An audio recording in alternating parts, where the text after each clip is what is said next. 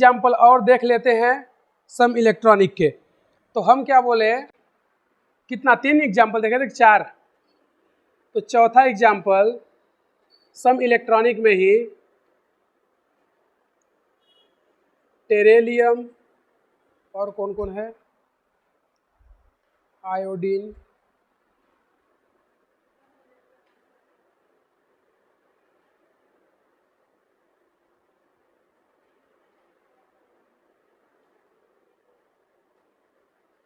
Barium, ये -2, ये -1 और ये +1 और ये +2। उसके बाद पांचवा जो हमारा एग्जाम्पल है सेलेनियम ब्रोमीन, सेलेनियम ब्रोमीन, उसके बाद रुबिडियम, इधर पर स्ट्रोंसियम। ठीक है, तो हमने क्या बोला कि इलेक्ट्रॉन का नंबर जो है वो क्या होना चाहिए, सेम। डिफरेंट एटम है बट इलेक्ट्रॉन का नंबर क्या होगा, सेम। तो उसको हम लोग बोलते हैं आइसो इलेक्ट्रॉनिक स्पीसीज। तो इनमें देखोगे तो इन सभी में इलेक्ट्रॉन का नंबर सेम है, इन सभी में इलेक्ट्रॉन का नंबर सेम है। और कितना है तो देखोगे तो ये सब सेलेनियम, ब्रोमीन, रुबिडियम और स्ट्रोंसियम, ये सब किस में आते हैं, किस पीरियड में, फ्लोरीन, क्लोरीन, ब्रोमीन, मतलब 4th पीरियड। ठीक है, और 4th पीरियड में कौन आता है, हीलियम, नियॉन, आर्गन, क्रिप्टॉन। तो क्रिप्टॉन में कितने इलेक्ट्रॉन होते थे, 36। तो यानी कि इन सभी में इलेक्ट्रॉन का नंबर कितना है, 36। कैसे, इसका एटॉमिक नंबर होता है 38, इसका कितना होता है 38, इसका 37, इसका 35 और इसका 34। तो देखो हमने क्या बोला था कि अगर किसी पर चार्ज माइनस आए तो उसमें क्या करेंगे, ऐड करेंगे, और चार्ज प्लस आए तो माइनस करेंगे। मतलब जो भी साइन है उसका उल्टा करेंगे, माइनस है तो प्लस करेंगे, प्लस है तो माइनस। तो 34 + 2 कितना आ जाएगा, 36, 35 + 1 36, 37 - 1 36 और 38 - 2 36। तो सभी में इलेक्ट्रॉन का नंबर क्या हो गया, इक्वल कितना, 36। उसी तरह इसमें है, इसमें भी इलेक्ट्रॉन का जो नंबर है वो सेम है, और वो कितना है 54। इन सभी में इलेक्ट्रॉन का नंबर कितना है, सेम है, और वो कितना है 54। तो सभी में इलेक्ट्रॉन कितने होते हैं, 54। कैसे देखना, इसका इलेक्ट्रॉनिक नंबर कितना होता है 55, ये 56 और ये 53 और ये 54, सॉरी 2। ठीक है, तो इस तरह से इनका नंबर होता था। तो इनमें देखोगे तो इलेक्ट्रॉन का जो नंबर है वो सभी में क्या है, इक्वल है। कैसे पता चला, क्योंकि ये सभी जो हैं जीनॉन को फॉलो कर रहे हैं। किसको फॉलो कर रहे हैं, जीनॉन को। और जीनॉन में कितने इलेक्ट्रॉन होते हैं, 54। तो 56 - 2 कितना हो गया, 54। 55 में -1 कर दो, कितना हो गया 54। 3 में 1 ऐड कर दो, कितना हो गया 54, और 52 में 2 ऐड कर दो तो 54। मतलब सभी में इलेक्ट्रॉन का नंबर सेम। इसमें भी इलेक्ट्रॉन का नंबर सेम कितना है, 36। तो अगर इलेक्ट्रॉन का नंबर सेम होता है तो उसको क्या बोलते थे, आइसो इलेक्ट्रॉनिक स्पीसीज। अब हम लोग इसमें एटॉमिक रेडियस या कि फिर बोले इनके साइज का सीक्वेंस देखना चाहते हैं। तो हमने क्या बोला था कि देखोगे तो इसमें -4 यानी कि -2 है, फिर -1, फिर +1, फिर +2, यानी कि जो यहाँ पे पॉजिटिव चार्ज है वो इंक्रीज हो रहा है। बोलो, पहले -2 था, फिर कितना हो गया -1, फिर कितना +1, फिर +2। तो बोल सकते हैं कि पॉजिटिव चार्ज इंक्रीज हो रहा है। अगर पॉजिटिव इंक्रीज होगा तो जेड इफेक्टिव भी इंक्रीज होगा। अगर जेड इफेक्टिव इंक्रीज होगा तो एटम का साइज और एटम का रेडियस दोनों ही क्या होंगे, डिक्रीज होंगे। यानी जिस पर निगेटिव चार्ज जितना ज़्यादा होगा उसका साइज उतना ही लार्ज होगा। तो इसमें सबसे बड़ा साइज किसका है? टेरेलियम का, फिर उसके बाद आयोडीन, उसके बाद सीजियम, उसके बाद बेरियम, यानी कि बेरियम का साइज सबसे छोटा। उसी तरह इसमें देखें तो इसमें देखेंगे -2 -1 +1 +2, यानी कि यहाँ पर भी जो हमारा चार्ज है पॉजिटिव वो क्या हो रहा है? इंक्रीज हो रहा है। तो जेड डिफेक्टिव क्या होगा? हाँ,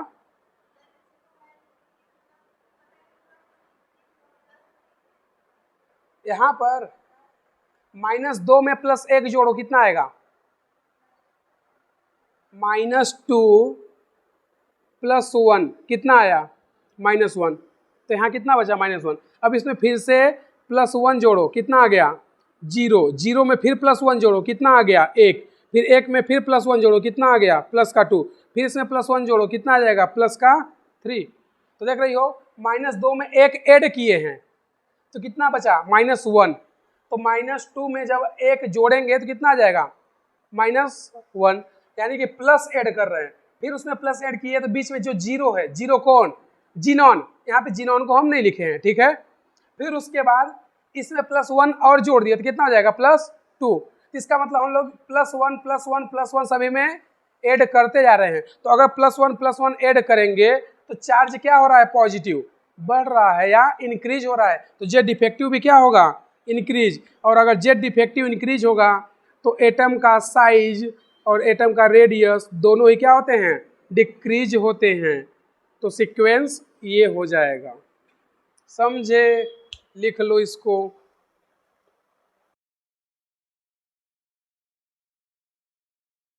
इसी में देखना चाहते हैं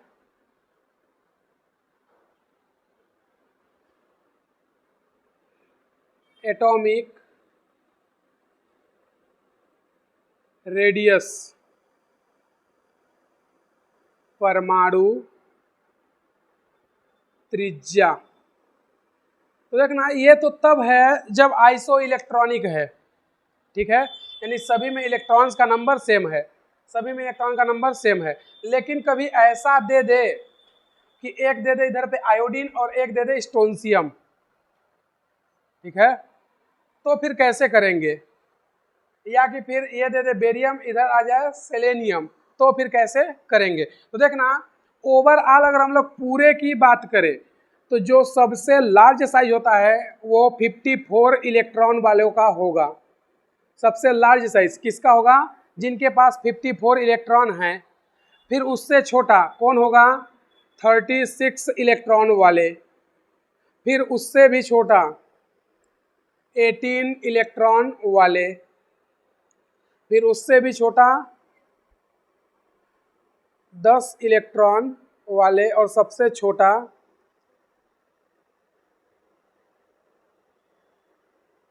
10 इलेक्ट्रॉन और सबसे छोटा 2 इलेक्ट्रॉन, ठीक है। मतलब अगर हमें क्वेश्चन ऐसा दे दे, जैसे एग्जांपल देखना,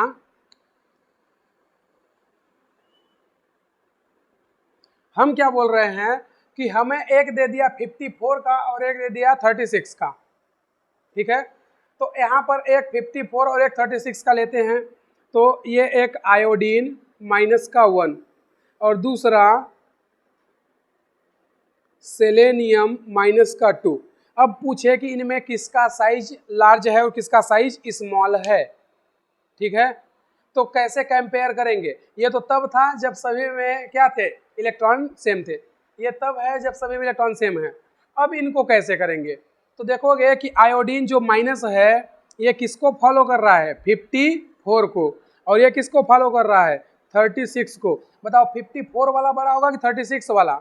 उस पर चाहे कितना भी माइनस आ जाए कोई फर्क नहीं पड़ता, चाहे उस पर चाहे कितना भी प्लस आ जाए कोई फर्क नहीं पड़ेगा। तो सबसे बड़ा या सबसे लार्ज कौन होगा? आयोडीन -1। चाहे इस पर भले ही -2 क्या -4 कर दे, उससे फर्क नहीं पड़ेगा। क्यों? क्योंकि जो हमारा सीक्वेंस है वो क्या है? 54 इलेक्ट्रॉन। तो जिनके पास 54 है वो ज़्यादा होंगे, जिनके पास 36 है वो कम होंगे, भले ही उस पर चार्ज -4 क्यों ना आ जाए। ऐसा इसलिए होता है क्योंकि जो आयोडीन है इसका पीरियड या ग्रुप नंबर जो है या पीरियड नंबर वो ज़्यादा है।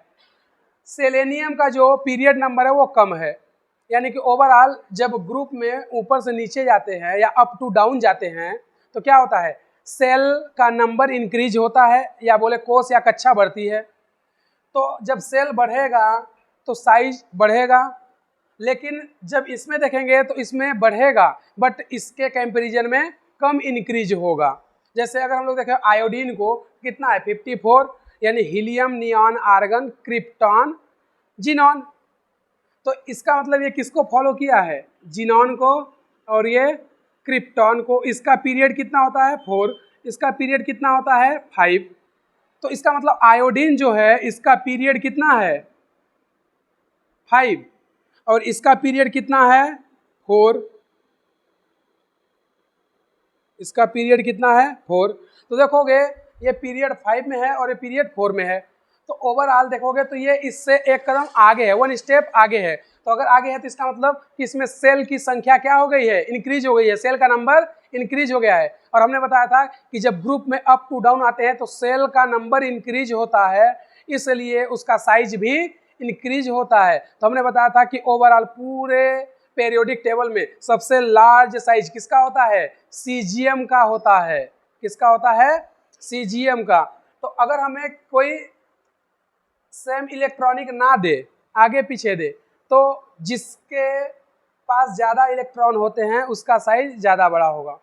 समझे, इसके पास 54 है, इसका मतलब इसमें सेल की जो संख्या या सेल का नंबर है वो क्या है, ज़्यादा, इसलिए इसका साइज बड़ा होगा। समझे। उसी तरह अगर हम इसको ले लेते हैं, देखो एक ले लेते हैं सीजियम प्लस का 1 और दूसरा ले लेते हैं स्ट्रोंशियम प्लस का 2, और हमसे पूछे कि किसका साइज ज़्यादा है या कौन लार्ज है, तो इसमें देखोगे इसके पास +1 है, इसके पास +2। तो हमने बोला था जिसके पास जितना ज़्यादा प्लस होता है या जितना ज़्यादा पॉजिटिव चार्ज होगा उसका साइज उतना ही डिक्रीज होता है, और जिसके पास जितना ज़्यादा निगेटिव होता है उसका साइज उतना ही इंक्रीज होता है। ये तब होता है जब उसी पीरियड से तुलना करना हो या उसी पीरियड से कंपैरिजन करना हो। जैसे अगर हमें देखोगे तो ये सभी के पास सेम इलेक्ट्रॉन है, यानी इलेक्ट्रॉन का नंबर सेम है। इलेक्ट्रॉन का नंबर सेम है, इसका मतलब इन सभी का जो इलेक्ट्रॉन का नंबर सेम है तो इनमें जो सेल है वो भी सेम होंगे, इसलिए हम लोग इसको इजीली कंपेयर कर सकते हैं। लेकिन इसका इससे कंपैरिजन ऐसे करेंगे कि 54 को फॉलो कर रहा है या 36 को या 18 को या 10 को या 2 को। तो यहाँ पर फिर देखेंगे तो ये किसको फॉलो किया है, 54 को और ये 36 को।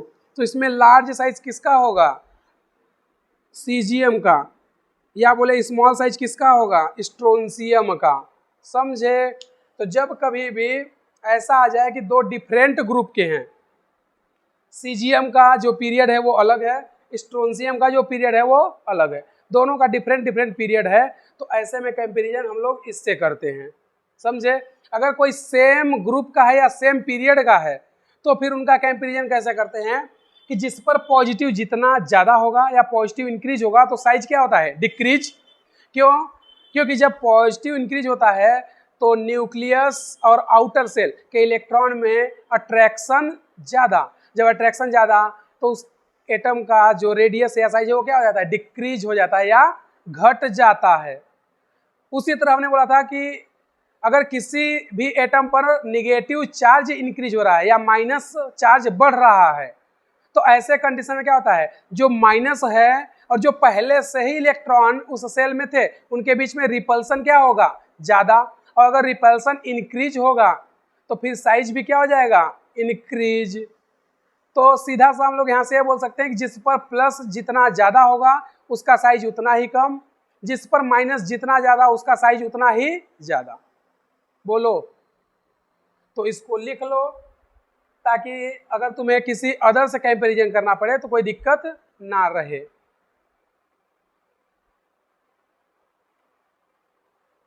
ना, जो तुम्हारा पेरियोडिक टेबल है उस पेरियोडिक टेबल में 3 है, एक तो है 3-4 चीजें होती हैं। एक तो होता है मेटल, ठीक है, हिंदी में इसको बोलते हैं धातु। दूसरा होता है नॉन मेटल, जिसको क्या बोलते हैं, अधातु। क्या बोलते हैं, अधातु। तीसरा होता है मेटेलॉइड, हिंदी में बोलते हैं उपधातु। और चौथा होता है एम्फोटेरिक, एम्फोटेरिक, जिसको हम लोग क्या बोलते हैं, उभयधर्मी धातु, उभयधर्मी धातु। ठीक है, तो हमारा जो पेरियोडिक टेबल है इन 4 पार्ट में डिवाइड है। ठीक है, सॉलिड, लिक्विड, गैस, ये सब हम पहले पढ़ चुके हैं।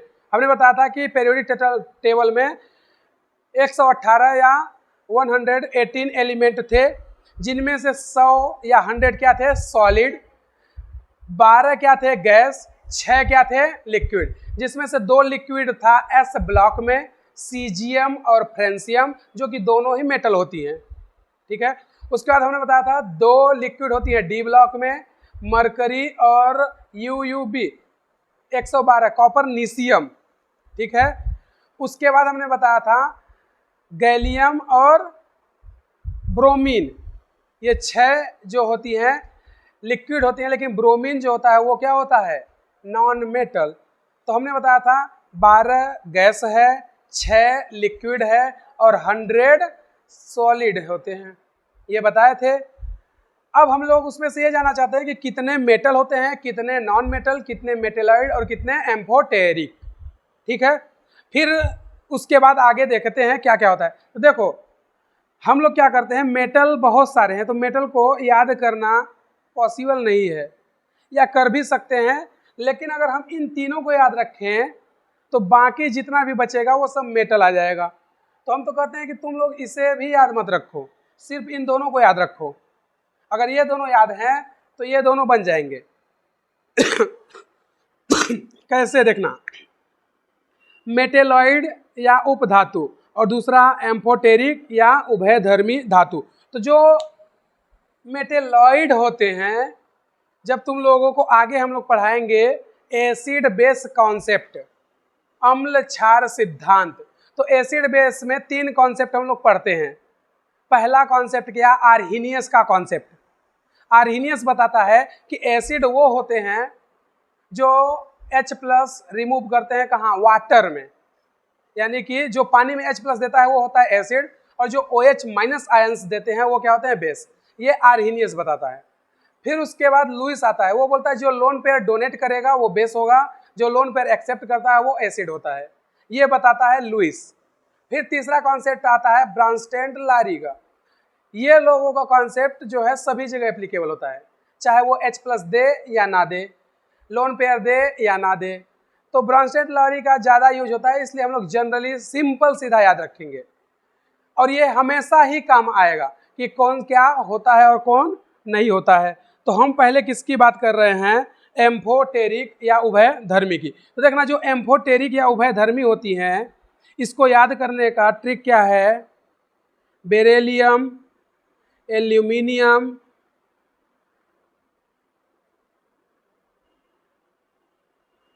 जिंक,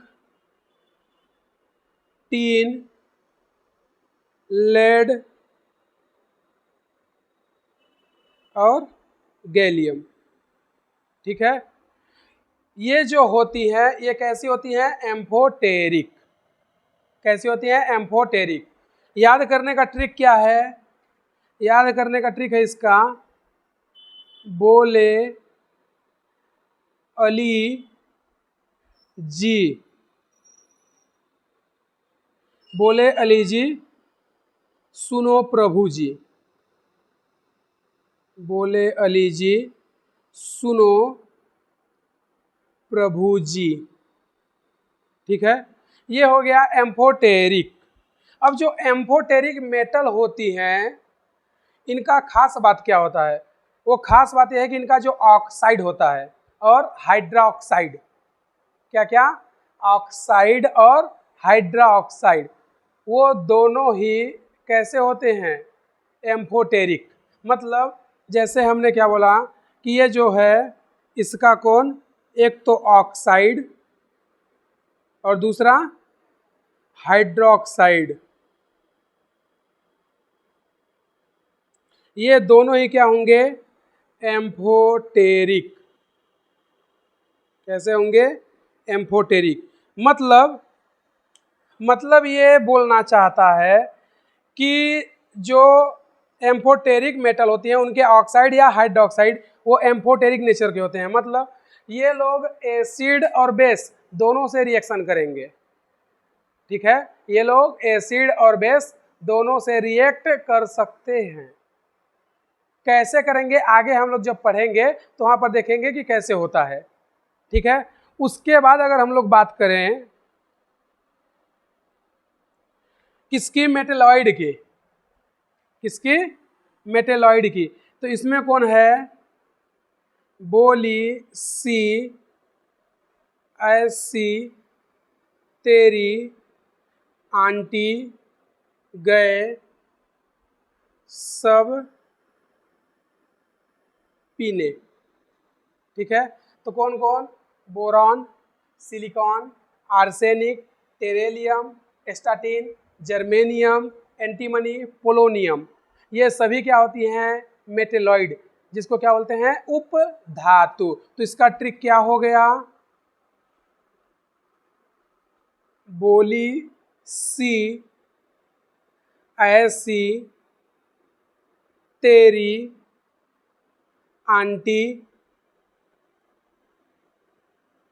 गई सब पीने। ठीक है, तो ये जो होती हैं ये क्या होती है, मेटेलॉइड। क्या होती हैं, मेटेलॉइड। और ये जो मेटेलॉइड है इनका केवल ऑक्साइड, इनका ओनली ऑक्साइड कैसा होगा, एम्फोटेरिक। मतलब वो एसिड और बेस दोनों से रिएक्ट करेंगे। इनका केवल ऑक्साइड जो होता है वो एम्फोटेरिक होता है, मतलब एसिड और बेस दोनों से रिएक्ट करते हैं, इसके अलावा किसी से रिएक्ट नहीं करेंगे। तो हमने दो को पढ़ा, पहला एम्फोटेरिक या उभयधर्मी धातु, क्या क्या बोले अली जी सुनो प्रभु जी, ये है beryllium, aluminium, zinc, tin, lead, gallium. इनके ऑक्साइड और हाइड्रोक्साइड दोनों क्या होंगे, एम्फोटेरिक। मतलब ये एसिड और बेस दोनों से रिएक्ट करेंगे। ऑक्साइड में जैसे क्या हो सकता है, एल्यूमिनियम का ऑक्साइड Al2O3, ये एसिड और बेस दोनों से रिएक्ट करेगा। कैसे करेगा जब हम लोग पढ़ेंगे तो करके दिखा देंगे। ठीक है, उसी तरह हाइड्रोक्साइड जैसे AlOH का होल थ्राइस, ये क्या हो गया इसका हाइड्रोक्साइड। तो ये एसिड से भी रिएक्ट करेगा, बेस से भी रिएक्ट करेगा। कैसे करेगा जब हम लोग पढ़ेंगे तो देख लेंगे। तो इसलिए जो इनके ऑक्साइड और हाइड्रोक्साइड होते हैं वो दोनों ही क्या होते हैं, एम्फोटेरिक। मतलब एसिड और बेस दोनों से रिएक्ट करेंगे। इसका केवल ऑक्साइड एसिड और बेस से रिएक्ट करता है, इसके अलावा कोई भी रिएक्ट नहीं करेगा। अब बचा क्या, नॉन मेटल। ठीक है, अब बचा कौन, नॉन मेटल। तो नॉन मेटल में जो है पूरा पी ब्लॉक, कौन है, पी ब्लॉक। अब पी ब्लॉक में कौन, इन दोनों को छोड़ दो, ये दोनों को छोड़ दो तो बाकी बचा पी ब्लॉक क्या है, सभी नॉन मेटल। भाई देखो silicon, boron, arsenic, tellurium, astatine, germanium और एंटीमनी, पोलोनियम, ये सब हैं पी ब्लॉक के ही, लेकिन हमने तो इसको याद कर लिया। मेटेलॉइड या कि फिर एम्फोटेरिक, बेरिलियम को छोड़ दो, aluminium, zinc, tin, lead, gallium. तो जिंक जो है डी ब्लॉक का है, बेरिलियम जो है एस ब्लॉक का है। तो इन दोनों को छोड़ देंगे तो ये सब कहाँ है, पी ब्लॉक में। ये भी कहाँ है, पूरे पी ब्लॉक में। तो इन दोनों को हमने याद कर लिया। अब जो भी बचा वो सभी क्या हो गए, नॉन मेटल। वो सभी क्या हो गए, नॉन मेटल। तो मतलब हमारे जो भी कोई नाम बताता है, जैसे कोई बोल दिया सल्फर, ठीक है, किसी ने बोल दिया सल्फर और तुमसे पूछ दिया कि क्या वह मेटल है या नॉन मेटल है या एम्फोटेरिक है या मेटेलॉइड है, तो सिंपल सा अपने ट्रिक में चले जाओ। इस ट्रिक में देखो और इस ट्रिक में देखो, सल्फर कहीं है, नहीं है तो वो नॉन मेटल। क्यों, क्योंकि सल्फर है कहाँ का, पी ब्लॉक का। पहले तो यह ध्यान दो, सल्फर कहाँ का है, पी ब्लॉक का। फिर अपने ट्रिक में चेक करो क्या ट्रिक में आ रहा है कि नहीं आ रहा है? अगर आ रहा है तो ठीक है, नहीं आ रहा है तो वो कहाँ हो गया? Non metal. तो उसी तरह से अब पी ब्लॉक, उसके अलावा जितना भी बचा, कौन? एस, डी और एफ ब्लॉक, ये सभी क्या होते हैं? मेटल। ये सभी क्या होते हैं? मेटल। अब चाहे वो सॉलिड हो, लिक्विड हो, गैस हो, हमें उससे मतलब नहीं है, क्योंकि वो हम लोग पहले ही पढ़ चुके थे। हम लोग पहले ही पढ़ चुके थे कि 100 जो मेटल हैं वो क्या होती हैं? सॉलिड, और जो 6 हैं वो लिक्विड, और जो 12 हैं वो सब गैस। और हमने बताया था, तो यहाँ पर जो एस ब्लॉक के एलिमेंट हैं वो सब क्या होंगे? मेटल। डी ब्लॉक के सभी मेटल, एफ ब्लॉक के सभी मेटल, एक्सेप्शन को छोड़ के। एक्सेप्शन कहाँ गया? ये देखो, जिंक। जिंक मेटल नहीं है, क्या है? एम्फोटेरिक। ठीक है। उसी तरह एस ब्लॉक में बेरेलियम, बेरेलियम क्या है? एम्फोटेरिक। समझे? तो बाकी जो हैं वो सभी क्या हैं? मेटल। तो ये हमारे पास इनका ये। अब एक चीज देखना, हमने क्या बोला कि कभी भी एसिड एसिड से रिएक्शन नहीं करता, और बेस कभी भी बेस से रिएक्शन नहीं करेगा। एसिड एसिड से रिएक्शन नहीं करेगा, बेस बेस से रिएक्शन नहीं करेगा। लेकिन कुछ कंडीशन ऐसी होती हैं जहां पर एसिड एसिड से और बेस बेस से रिएक्ट कर जाता है। ऐसा तब होता है जब एक एसिड स्ट्रांग हो और दूसरा वीक हो। एक एसिड क्या हो? स्ट्रांग, दूसरा वीक। उसी तरह बेस में भी हो जाता है कि एक बेस जो है स्ट्रांग हो और दूसरा क्या हो? वीक, तो रिएक्शन होता है। अगर दोनों स्ट्रांग है तो रिएक्शन कभी भी नहीं होगा। समझे? तो अब हम लोग देखना चाहते हैं, तो देखना, जितने भी मेटल होते हैं, चाहे वो कोई भी हो, S block, P block, D block, A block, doesn't matter, जितने भी मेटल के ऑक्साइड, हाइड्रोक्साइड, हाइड्राइड, ये सभी बेसिक होते हैं। कैसे होते हैं? बेसिक। क्या क्या? मेटल का चाहे वो हो ऑक्साइड, या मेटल का क्या हो? वो हाइड्रोक्साइड, या वो मेटल का क्या हो? हाइड्राइड। यही तीन होते हैं जनरली। तो ऑक्साइड में मतलब ऑक्सीजन रहेगा -2 ऑक्सीकरण में, हाइड्रोक्साइड में OH रहेगा -1 ऑक्सीडेशन में, और हाइड्राइड में H रहता है -1 में। ठीक है। तो मेटल का चाहे ऑक्साइड हो, मेटल का या हाइड्रोक्साइड हो, या मेटल का हाइड्राइड हो, सभी क्या होंगे? नेचर में बेसिक होते हैं। जैसे एग्जाम्पल देखना, हमने क्या बोला कि मेटल का ऑक्साइड, हाइड्रोक्साइड और हाइड्राइड क्या होते हैं? नेचर में बेसिक होते हैं। तो अब तुम्हें ये याद करने की जरूरत नहीं है कि कौन एसिडिक होगा, कौन बेसिक होगा और कौन न्यूट्रल होगा। तो हम क्या बोले, हमने एक एग्जांपल ले लिया Na2O। तो सोडियम, पहले तो ये पता करो सोडियम क्या है? मेटल है, और ये क्या है? उसका ऑक्साइड। ठीक है, सोडियम क्या है? मेटल, और ये क्या है? उसका ऑक्साइड। तो मेटल का ऑक्साइड कैसा होगा? बेसिक नेचर का। हमने क्या बोला है? मेटल का ऑक्साइड नेचर में कैसा होता है? बेसिक। नेचर में कैसा होगा? बेसिक या क्षारीय, या क्षारीय।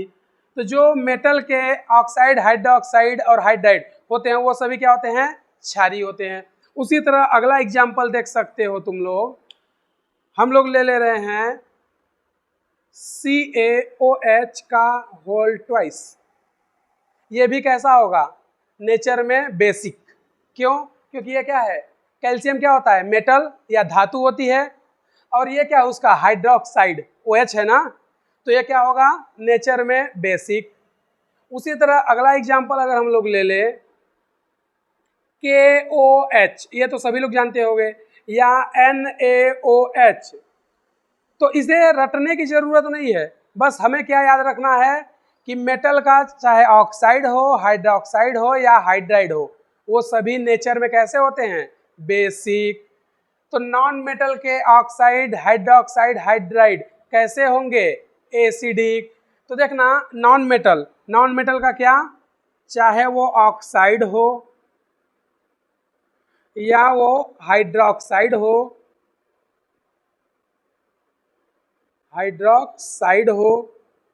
या वो हाइड्राइड हो, ठीक है, सभी क्या होंगे, एसिडिक। कैसे होंगे, एसिडिक। अब देखो, जो नॉन मेटल होती है उसका हाइड्रोक्साइड एक्चुअल में तुम्हें पता नहीं चलेगा, लेकिन होते हैं। हाइड्रोक्साइड जो होता है वो तुम्हें स्पष्ट फार्मूले में नहीं दिखेगा, लेकिन होते हैं। उनको हम लोग बोलते हैं ऑक्सी एसिड। उनको क्या बोलते हैं, ऑक्सी एसिड। जैसे HNO3, H3PO4, ये सब क्या है, ऑक्सी एसिड। तो एक्चुअल में उनमें हाइड्रोक्साइड ही होते हैं। अगर हम लोग यहाँ पर मान लो फास्फोरिक एसिड का हम स्ट्रक्चर बना देते हैं, ठीक है, तो ये कौन है, H3PO4, यही है। तो यहाँ पर देखोगे तो एक्चुअल में इनके पास क्या है, OH, OH, OH, यही है। लेकिन ये है हाइड्रोक्साइड, लेकिन हम लोग इनको हाइड्रोक्साइड नहीं बोल के क्या बोलते हैं, ऑक्सी एसिड। ठीक है, तो है इनके पास OH, OH, OH हाइड्रोक्साइड, लेकिन हम लोग इनको हाइड्रोक्साइड ना बोल के क्या बोलते हैं, ऑक्सी एसिड। तो हमने क्या बोला कि नॉन मेटल का चाहे वो ऑक्साइड हो या हाइड्रोक्साइड, मतलब ये वाला, या कि फिर हाइड्राइड हो। तो हाइड्राइड तो मेटल नॉन मेटल दोनों का होता है, ऑक्साइड मेटल नॉन मेटल दोनों का होता है। हाइड्रोक्साइड मेटल में होता है, नॉन मेटल में भी होता है, लेकिन हम लोग उसको हाइड्रोक्साइड ना बोल के क्या बोलते हैं, ऑक्सी एसिड। तो उनका नेचर कैसा होता है, एसिडिक। जैसे एग्जाम्पल देखना, एग्जाम्पल हमने क्या बोला, Na या Na2O या NO2 या SO3 या Cl2O7, ऐसा कोई भी ऑक्साइड ले लो, ये सभी कैसे होंगे, एसिडिक। क्यों, क्योंकि नाइट्रोजन क्या है, नॉन मेटल, तो इसका ऑक्साइड कैसा होगा, एसिडिक। नाइट्रोजन नॉन मेटल, तो ऑक्साइड कैसा होगा, एसिडिक। सल्फर क्या है, नॉन मेटल, तो इसका ऑक्साइड कैसा होगा, एसिडिक। क्लोरीन क्या है, नॉन मेटल, तो ऑक्साइड कैसा होगा, एसिडिक। समझे। अब यहाँ पर हाइड्राइड ले लो तो भी कोई फर्क नहीं पड़ता है। जैसे NH3 अमोनिया कैसा होता है, एसिडिक। कैसा होता है, एसिडिक।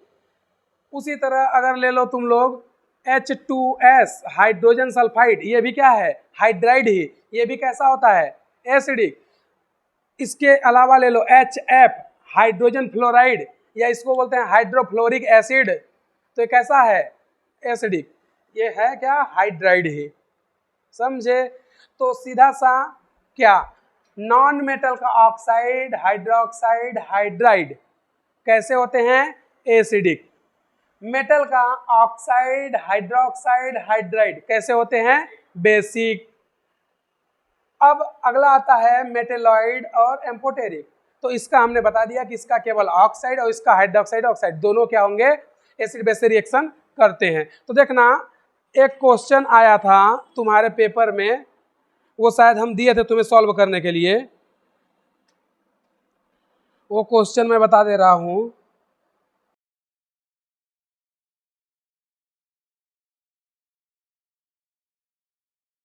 हम लोग बात किसकी कर रहे हैं, पेरियोडिसिटी ऑफ एटॉमिक रेडियस। ठीक है, हिंदी में बोलते हैं परमाणु त्रिज्या की आवर्तिता।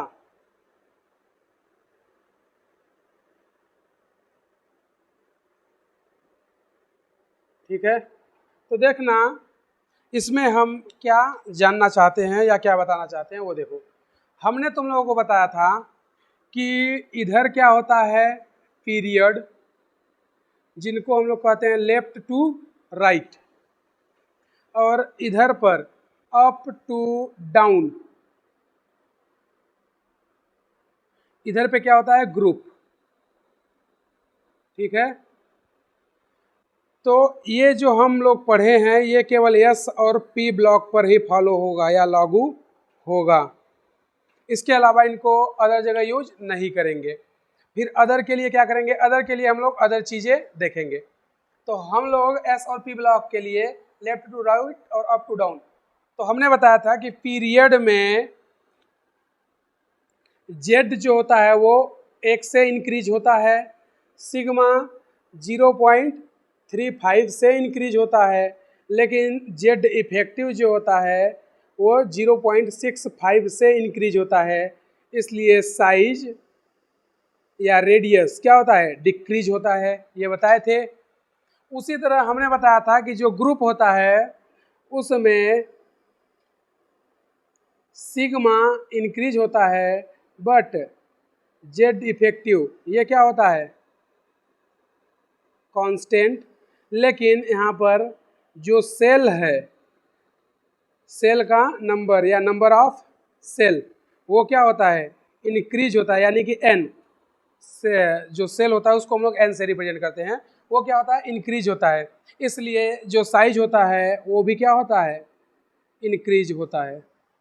ये बताए थे। अब हम लोग इसको देखना चाहते हैं कि जो हमारा एस और पी ब्लॉक है उसमें साइज का सीक्वेंस क्या होगा। ठीक है, तो देखना हमारा जो सेकेंड पीरियड है, कौन, सेकेंड पीरियड, कौन सा, सेकेंड पीरियड, हिंदी में बोलते हैं द्वितीय आवर्त। तो जो सेकेंड पीरियड है इसमें कौन कौन है, lithium, beryllium, boron, carbon, nitrogen, oxygen, fluorine, neon, यही है। उसके बाद अगर हम लोग देखें third period, third period Hindi में बोलते हैं तृतीय आवर्त, क्या बोलते हैं, तृतीय आवर्त। तो देखना जो थर्ड पीरियड है इसमें कौन कौन आता है, sodium, magnesium, aluminium, silicon, phosphorus, sulphur, chlorine, argon. ठीक है, तो ये हो गया सेकेंड पीरियड और ये हो गया थर्ड पीरियड। अब हम लोग फोर्थ पीरियड की बात नहीं करेंगे क्योंकि फोर्थ पीरियड में आ जाता है डी ब्लॉक, और हम किसकी बात कर रहे हैं, एस एंड पी ब्लॉक की, क्योंकि हमारा ये जो रूल है यानी कि लेफ्ट टू राइट जाते हैं तो एटम का साइज और रेडियस डिक्रीज होता है, अप टू डाउन जाते हैं तो एटम का साइज और रेडियस इंक्रीज होता है। रीजन क्या, रीजन यहाँ पे देंगे कि जेड डिफेक्टिव इंक्रीज होता है, रीजन यहाँ पे देंगे कि सेल का जो नंबर है वो इंक्रीज होता है, समझे। तो ये केवल एस और पी ब्लॉक में एप्लीकेबल होता है, इसलिए हम लोग केवल सेकेंड और थर्ड पीरियड देख रहे हैं, फोर्थ नहीं देख रहे हैं। क्यों, क्योंकि फोर्थ जैसे ही लाएंगे डी ब्लॉक आ जाएगा और डी ब्लॉक में हमारा ये रूल नहीं लगता है, डी ब्लॉक का थोड़ा उल्टा कहानी है, तो उसको भी देख लेंगे। तो हमारा जो सेकेंड पीरियड है lithium, beryllium, boron, carbon, nitrogen, oxygen, fluorine और नियॉन। ठीक है, तो हम लोग इसमें देखना चाहते हैं कि ओवरऑल इन पूरे में साइज का सीक्वेंस या रेडियस का सीक्वेंस क्या होना चाहिए।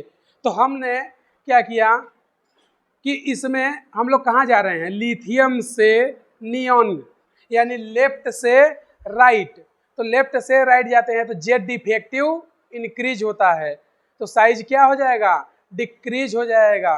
तो हम लोग बोल सकते हैं कि साइज जो है लिथियम का सबसे ज़्यादा, फिर बेरिलियम, फिर बोरॉन, फिर कार्बन, फिर नाइट्रोजन, फिर उसके बाद ऑक्सीजन। यहाँ पर एक लफड़ा, यहाँ पर सबसे बड़ा दिक्कत ये है कि जो नियॉन है, आर्गन है, हीलियम है, क्रिप्टॉन है, जिनॉन है, ये सभी होती हैं नोबल गैस या इनर्ट गैस या जीरो ग्रुप की एलिमेंट, और इन सभी का जो आउटर सेल होता है वो क्या होता है, कंप्लीट होता है, या बोले इनका ऑक्टेट कंप्लीट होता है। और ये जो भी हैं ये सभी क्या होती है, गैस होती हैं। तो गैस में जो फोर्स लगता है या गैस में जो रेडियस होती है उसको हम लोग बोलते हैं वांडर वाल रेडियस। क्या बोलते हैं, वांडर वाल रेडियस या वांडर वाल त्रिज्या। तो गैसों में वांडर वाल रेडियस लगती है, और वांडर वाल रेडियस जो होती है सॉलिड लिक्विड के कंपैरिजन में ज़्यादा होती है, इसलिए जो हमारा नियॉन है, आर्गन है, इनका एटॉमिक रेडियस इन सभी से ज़्यादा होता है। क्यों, क्योंकि ये क्या होते हैं, इनमें वांडर वाल रेडियस होता है। वांडर वाल रेडियस होता कैसा है, अगर हम लोग जनरली एक आउट व्यू देखें, आगे पढ़ेंगे, जैसे ये एक न्यूक्लियस और इसके चारों ओर सर्कुलर ऑर्बिट, ठीक है। उसी तरह एक और न्यूक्लियस और इसके चारों ओर सर्कुलर ऑर्बिट। तो जो वांडरवाल रेडियस है वो क्या बोलता है कि जो दो न्यूक्लियस होते हैं उनके बीच का यानी इंटर न्यूक्लियर डिस्टेंस का हाफ, वही क्या होता है वांडरवाल रेडियस। मतलब इस न्यूक्लियस और इस न्यूक्लियस के बीच की जो डिस्टेंस है उसको हाफ कर दो, तो उसी को हम लोग बोलते हैं वांडरवाल रेडियस। तो देखोगे एक्चुअल में तो ये दोनों एटम एक दूसरे से बहुत दूर हैं, दोनों ही एटम एक दूसरे से क्या है, दूर है, पास नहीं है, एक दूसरे में ओवरलैप नहीं कर रहे हैं, एक दूसरे को अतिव्यापित नहीं कर रहे हैं। जबकि जो मेटल होता है या नॉन मेटल होते हैं उनमें जो एटम होते हैं वो पास पास होते हैं। क्यों? क्योंकि जो सॉलिड होते हैं उनके पार्टिकल एक दूसरे को ओवरलैप करते हैं, लेकिन जो गैस होता है, गैस के जो पार्टिकल होते हैं वो बहुत दूर दूर तक डिस्ट्रीब्यूट होते हैं या फैले रहते हैं। तो इसलिए जो गैस के एटम होते हैं या पार्टिकल होते हैं वो आपस में एक दूसरे के एटम को कभी भी ओवरलैप नहीं करते, उनके न्यूक्लियस के बीच की डिस्टेंस जो होती है उसी का हाफ हम लोग क्या बोलते हैं वांडरवाल रेडियस। इसलिए इसका साइज या बोले इनर्ट या नोबल गैस का साइज इनके कंपैरिजन में सबसे ज़्यादा होगा। तो अगर हमसे पूछे कि किसी पीरियड में सबसे ज़्यादा साइज किसका होता है, तो सबसे ज़्यादा साइज होता है नोबल गैस का।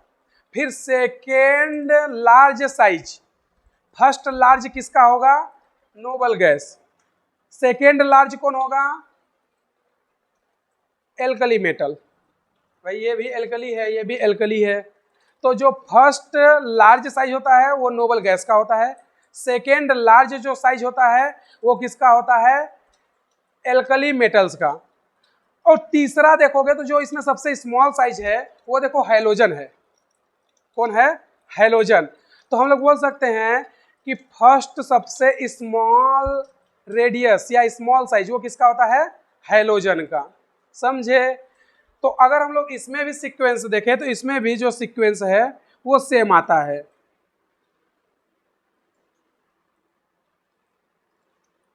तो यहां से हमारा कंक्लूजन या कॉन्सेप्ट क्या निकल के आया, कॉन्सेप्ट ये निकल के आया कि जो फर्स्ट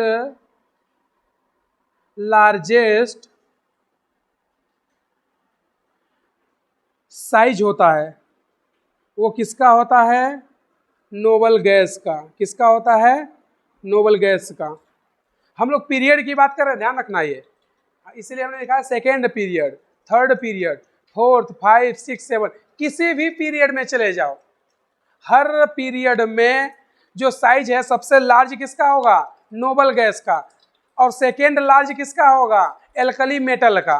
जैसे अगर हमसे पूछ दे फिफ्थ पीरियड, कौन सा पीरियड, फिफ्थ पीरियड में सबसे लार्ज साइज किसका होगा, तो फिफ्थ नंबर पर कौन आता है, जिनॉन।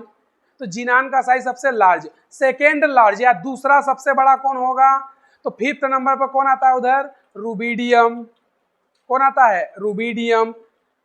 उसी तरह अगर हमसे पूछे फिफ्थ पीरियड में स्मॉलेस्ट साइज या सबसे छोटा, तो फिफ्थ नंबर में कौन आता है, ब्रोमीन, वही ना आता है।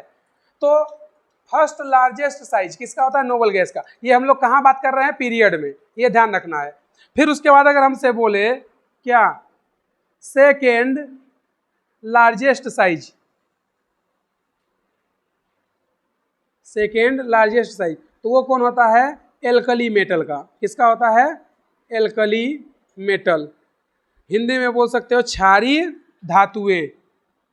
हमने बताया था ना कि फर्स्ट ए को क्या बोलते हैं, एल्कली, सेकेंड ए को क्या बोलते हैं, अर्थ एल्कली। अब उसके बाद अगर हमसे पूछे first smallest size, first smallest size, तो वो कौन होता है, हैलोजन। कौन होते हैं, हैलोजन्स। ठीक है। तो इसमें देखोगे तो फर्स्ट लार्ज कौन है, नोबल गैस। अगर हम लोग सेकेंड पीरियड की बात करें, किसकी, सेकेंड पीरियड के रिस्पेक्ट में, सेकेंड पीरियड के रिस्पेक्ट में अगर बात कर रहे हैं तो कौन होगा, नियॉन। कौन होगा, नियॉन। लार्जेस्ट सेकेंड कौन होगा, लिथियम। और स्मॉलेस्ट कौन होगा, फ्लोरीन। समझे? तो किसी भी पीरियड में हम चले जाएं, सबसे लार्जेस्ट जो होगा वो कौन होगा, नोबल गैस। सेकेंड लार्जेस्ट कौन होगा, एल्कली मेटल या क्षारीय धातुएं। और स्मॉलेस्ट कौन होगा, हैलोजेंस। समझे? तो यहाँ से हमारा कॉन्सेप्ट ये निकल के आता है। ये हम लोग एस और पी को लिए हैं, डी को भी नहीं लिए, डी ब्लॉक का अलग से पढ़ते हैं। तो इतना लिखना, फिर आगे देखते हैं। तो अगला हम लोग देख रहे हैं डी ब्लॉक।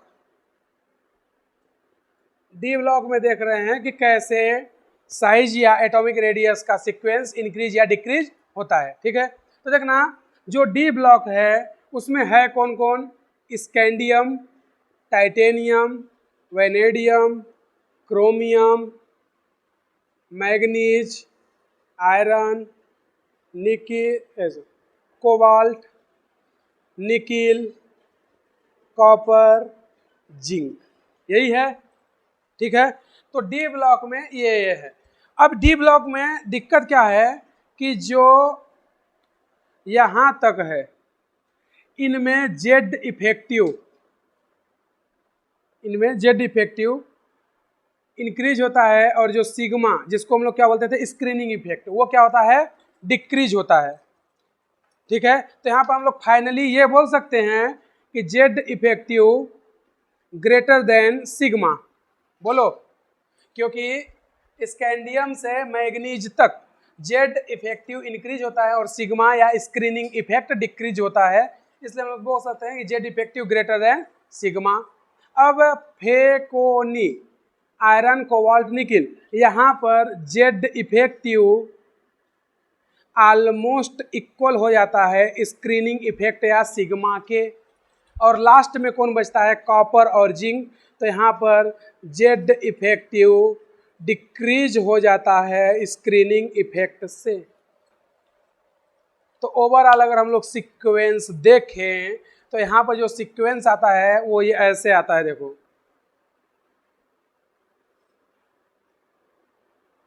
अब इनका साइज इक्वल हो जाता है और यहाँ से कहानी उल्टा हो जाती है। ठीक है, अगर हम लोग ग्राफ से इसको ड्रॉ करें तो देखना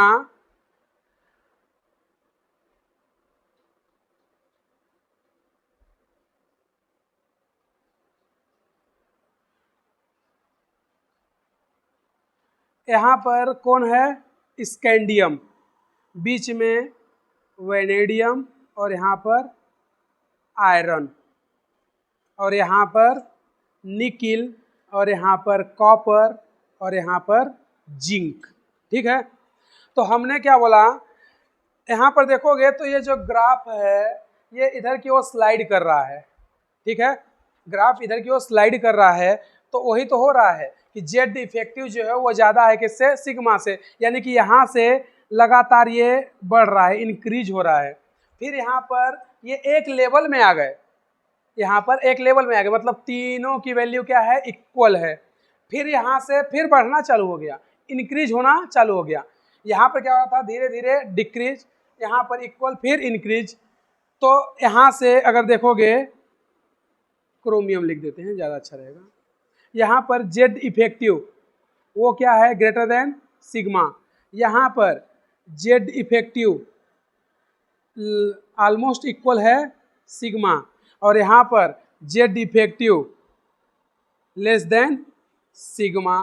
तो देख रहे हो यहाँ पर जिंक का इंक्रीज हो रहा है कॉपर से, और कॉपर का इंक्रीज हो रहा है निकिल से, लेकिन इधर से क्या हो रहा है, डिक्रीज हो रहा है। तो ये ऐसे चलेगा और ये इधर से ऐसे, और यहाँ पर इक्वल हो जाते हैं। समझे? तो इस तरह से ग्राफ से भी हम लोग देख सकते हैं।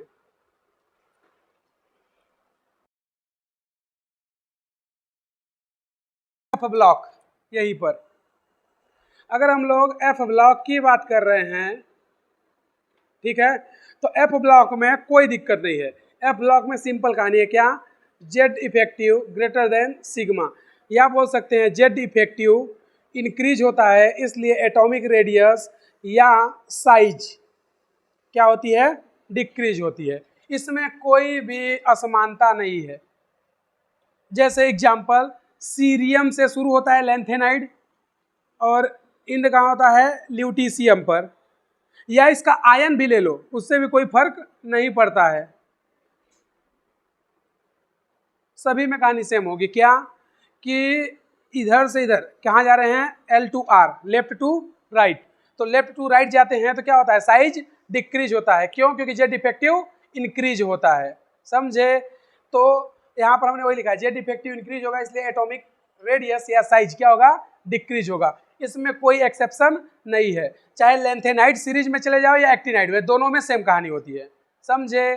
तो इसमें कोई भी इम्प्योरिटी असमानता नहीं है। जेड इफेक्टिव बढ़ेगा तो एटॉमिक रेडियस या उसका साइज क्या होगा डिक्रीज होगा, चाहे वो एलिमेंट हो या उसका आयन हो, उससे कोई फर्क नहीं पड़ेगा। और इनसे क्वेश्चन 4 से 5 बार तुम्हारे नीट के एग्जाम में आया हुआ है, समझे।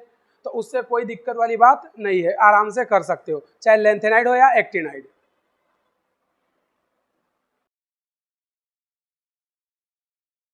ग्रुप में, तो अगला हम लोग देख रहे हैं ग्रुप में या वर्ग में। तो हम लोग ग्रुप में देखना चाहते हैं साइज।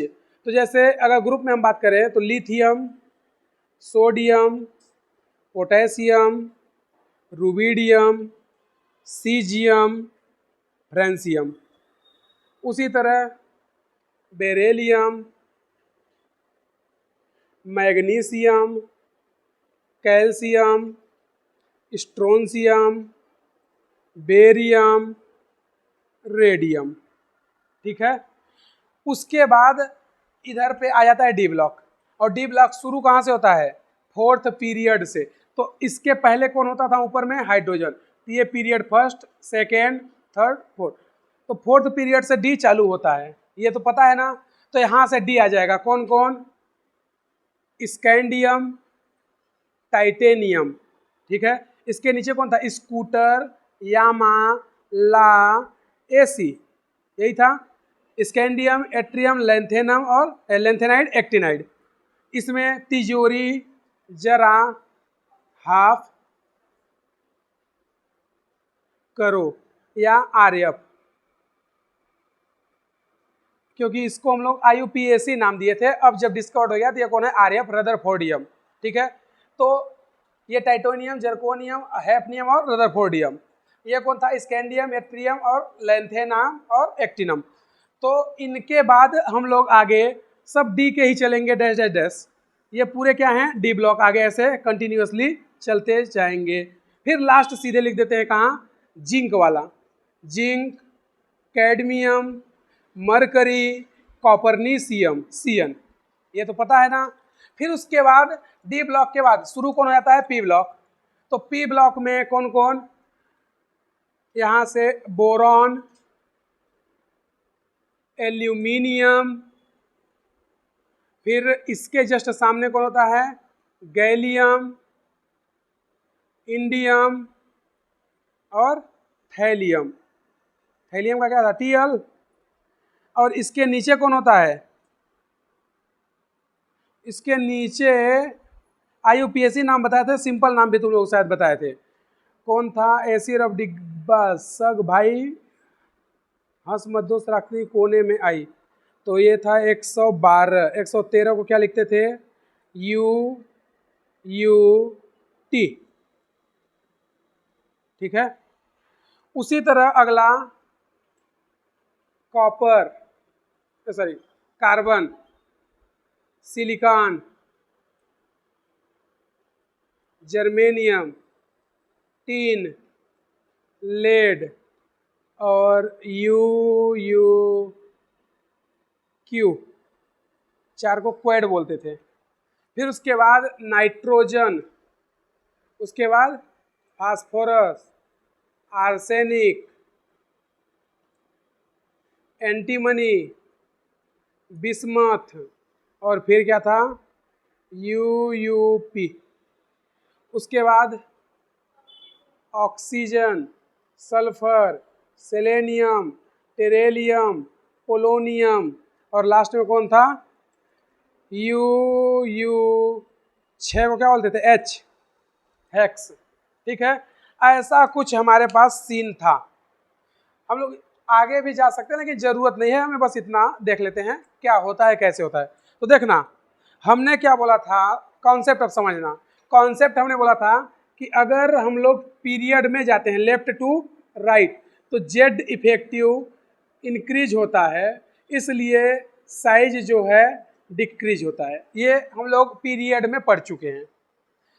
ग्रुप में हमने बताया था कि अगर अप टू कहाँ चले जाएं, डाउन, तो यहाँ पर n इंक्रीज होता है। n मतलब नंबर ऑफ सेल या कोषों की संख्या।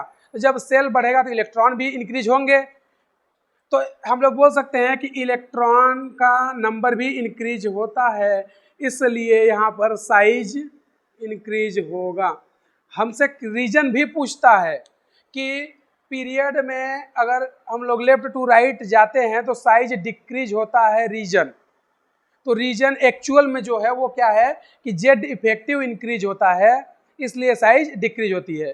ग्रुप में साइज इंक्रीज होता है, उसके रीजन क्या है, सेल का नंबर इंक्रीज होता है, और जब सेल इंक्रीज होगा तो उसमें इलेक्ट्रॉन का नंबर भी इंक्रीज होता है, इसलिए साइज क्या होता है, इंक्रीज होता है।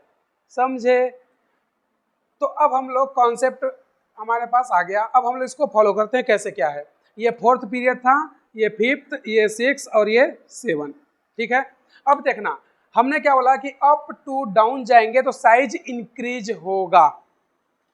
ठीक है, अप टू डाउन यानी ऊपर से नीचे आएंगे तो साइज क्या होगा, इंक्रीज होगा।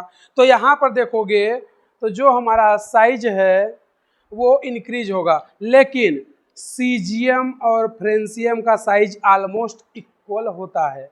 फिर उसके बाद साइज का जो सीक्वेंस है वो ऐसे होता है, मतलब इसका मतलब ये है कि जो सीजियम है उसका साइज पूरे पीरियोडिक टेबल में सबसे अधिक होता था। ये हमने पहले ही बता दिया था। कैसे होता है यहाँ से भी देख सकते हो कि सीजियम जो है फ्रेंसियम का नहीं होता है। क्यों नहीं होता है? क्योंकि ऑलमोस्ट इक्वल है, इसलिए पूरे पीरियोडिक टेबल में जिसका साइज सबसे ज़्यादा है वो कौन है, सीजियम। तो ऐसा जब तुम लोग 11th में पढ़ते थे तो ऐसा तुम्हें मिलता था कि सबसे लार्ज साइज किसका होता है, स्मॉलेस्ट साइज किसका होता है, ऐसी चीज़ें आती थी। पूछता था कि जो आयनन एनर्जी है वो किसका मैक्सिमम होगा, आयनाइजेशन एनर्जी किसका मिनिमम होता है, ये सब चीज़ें आती थी। तो यहाँ पर जो सबसे लार्जेस्ट साइज होता है वो किसका होता है, सीजियम का। सीजियम और फ्रेंसियम दोनों का साइज ऑलमोस्ट इक्वल होता है, या हिंदी में बोल सकते हैं लगभग बराबर होता है। ठीक है, उसके बाद जैसे ही हम लोग आगे आए कहाँ, इसमें, तो इनमें भी कहानी सेम। बेरियम और रेडियम का साइज ऑलमोस्ट इक्वल, उसके बाद साइज इस तरह से, यानी कि हम लोग बोल सकते हैं कि जो नीचे वाले एलिमेंट हैं उनका साइज मैक्सिमम और जो ऊपर वाले या अप वाले एलिमेंट हैं उनका साइज मिनिमम। अगर सीक्वेंस पूछे तो एक का मैं सीक्वेंस बता दे रहा हूँ कैसे होगा। जैसे अगर हमें उसमें सीक्वेंस पूछे तो सीजियम, फिर उसके बाद रुबिडियम, फिर उसके बाद पोटेशियम, फिर सोडियम और सबसे लास्ट में लिथियम, ऐसे होगा साइज का सीक्वेंस। बोलो, अब यहाँ तक की कहानी ठीक। अब उसके बाद अगर हम लोग देखें तो इसके बाद जो है हमारा आ जाता है कौन, लैंथेनाइड और एक्टिनाइड। तो जो लैंथेनाइड और एक्टिनाइड है इनका साइज ऑलमोस्ट इक्वल होता है, लेकिन इनका ऐसे इंक्रीज होता है। लैंथेनाइड और एक्टिनाइड इनका साइज ऑलमोस्ट इक्वल होता है। अब यहाँ पर दिक्कत क्या हुई, अब यहाँ से दिक्कत ये हुआ कि लैंथेनाइड से जैसे एक्टिनाइड में गए सीधे इलेक्ट्रॉन अचानक से बढ़ गए, कितने, 32। कैसे, 2, 8, 8, 18, 18, 32, 32, मतलब 18 से सीधे 32 इलेक्ट्रॉन अचानक से इंस्टेंटली इंक्रीज हो गए। और हुआ कहाँ ये सब, एक्टिनाइड, लैंथेनाइड और एक्टिनाइड में, यानी एफ ब्लॉक में। ठीक है, तो इनसे हुआ क्या, इनसे एक इफेक्ट आता है जिसको हम लोग बोलते हैं लैंथेनाइड कॉन्ट्रैक्शन और एक्टिनाइड कॉन्ट्रैक्शन। हिंदी में बोलते हैं लैंथेनाइड संकुचन और एक्टिनाइड संकुचन। ऐसा इसलिए होता है क्योंकि अचानक से इलेक्ट्रॉन 18 से 32 सीधे हो जाते हैं, समझे। तो डायरेक्ट इलेक्ट्रॉन जो है 18 से 32 हो जाते हैं, इसलिए उनमें क्या हो जाता है, लेंथेनाइड और एक्टिनाइड कॉन्ट्रैक्शन। और इससे इफेक्ट क्या होता है, इससे इफेक्ट ये होता है कि जो 6D और 5D और जो 5D और 4D है, इनका साइज ऑलमोस्ट इक्वल हो जाता है। मतलब अब देखोगे तो देखना, ये है 3D, ये 4D, ये 5D और ये 6D, क्योंकि D शुरू ही कहाँ से होता है, तीसरे से। D स्टार्ट कहाँ से होता है, थर्ड से। तो टाइटेनियम कहाँ का है, 3rd D का। जर्कोनियम कहाँ का है, 4th D। हैफनियम कहाँ का है, 5th D। और रदरफोर्डियम कहाँ का है, 6th D का। तो हमने क्या बोला कि जो 4D और 5D और 6D हैं, इनका साइज ऑलमोस्ट इक्वल हो जाता है। इनका रीजन या लॉजिक क्या बताएंगे, 4D 5D इक्वल हो जाता है LC के कारण, मतलब लेंथेनाइड कॉन्ट्रैक्शन के कारण। 5D 6D का साइज ऑलमोस्ट इक्वल हो जाता है। रीजन क्या बताएंगे, एक्टिनाइड कॉन्स्ट्रिक्शन या एक्टिनाइड संकुचन के कारण। तो इनका इफेक्ट क्या होता है, ये जो आगे के एलिमेंट हैं इन पर भी ये इफेक्ट पड़ता है। इन इफेक्ट के कारण होता क्या है, अब ये जितने भी हैं, कौन कौन, 6, 5, 4, इन सभी का साइज इक्वल हो जाएगा। ऐसे ये चलता रहेगा और यहाँ तक ये आ जाएगा, समझे। तो इन सभी के पीछे जो लॉजिक है, जो कारण है, वो क्या है, लेंथेनाइड कॉन्ट्रैक्शन किस में लगता है, 4D और 5D में।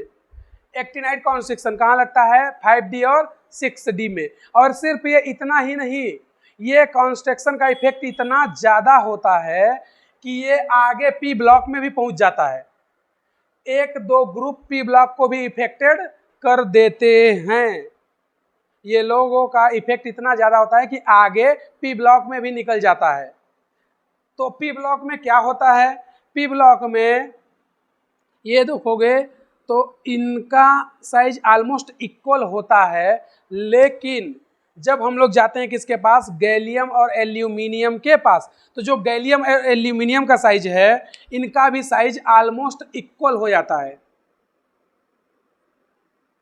ठीक है, अब ये कौन सी बात हुई, ये तो समझ आ गया। अब ये क्या होगा, तो देखना, ये हुआ था लेंथेनाइड कॉन्स्ट्रिक्शन के कारण, क्योंकि ये क्या है, 5 और ये है 4, भाई 5th और 4, यही तो है 4, 5। अगर इनमें होता तो हम लोग बोलते हैं 5 और 6। तो यहाँ पर ये किसके कारण हुआ है, लेंथेनाइड कॉन्स्ट्रिक्शन के कारण। लेकिन इनका साइज इक्वल हो गया, इसका क्या लॉजिक है, तो इसका लॉजिक है डी कॉन्स्ट्रिक्शन, जिसको तुम लोग बोलते थे ट्रांजिशन कॉन्स्ट्रिक्शन या संक्रमण संकुचन बोलते थे, ट्रांजिशन कॉन्स्ट्रिक्शन, या हिंदी में क्या बोलते थे, संक्रमण संकुचन या डी ब्लॉक संकुचन। तो एक्चुअल में गैलियम का साइज एल्यूमिनियम के इक्वल हो गया। इसका रीजन क्या बताएंगे, डी कॉन्स्ट्रिक्शन या ट्रांजिशन कॉन्स्ट्रिक्शन। क्या बताएंगे, डी कॉन्स्ट्रिक्शन या ट्रांजिशन कॉन्स्ट्रिक्शन। तो एक्चुअल में ये जो साइज इक्वल हुई है, ये किसके कारण हुई है, डी कॉन्स्ट्रिक्शन, या इसी को क्या बोलते हैं, ट्रांजिशन कॉन्स्ट्रिक्शन, समझे। अब यहाँ पर हुआ क्या है, अब यहाँ पर क्वेश्चन थोड़ा ट्विस्ट करता है। ट्विस्ट क्या करता है, वो बोलता है कि डी कॉन्स्ट्रिक्शन के कारण गैलियम का साइज एल्यूमिनियम के बराबर हो गया।